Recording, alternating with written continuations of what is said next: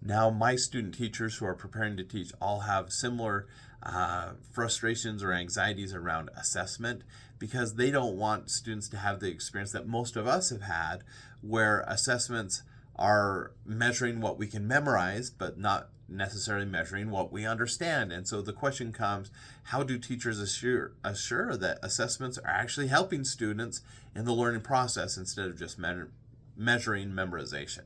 Well, there's a ton that we could talk about here, but I think the number one thing is to make sure that we're doing something with the data. So any assessment that we give, are we looking at the data afterwards and seeing where are students struggling, where are they doing well, and then either reteaching that or in some cases amending our assessments because it didn't measure something very effectively.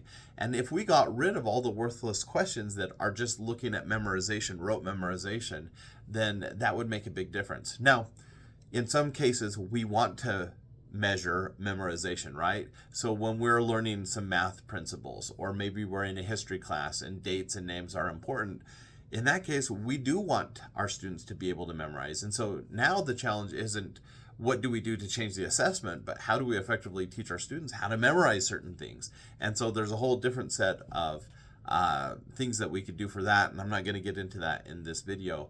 But again, what's important here is if we truly want to measure what's working best for our students, we need to try different kinds of assessments. We need to give as frequent assessments as possible, and then we need to actually analyze that data and make adjustments.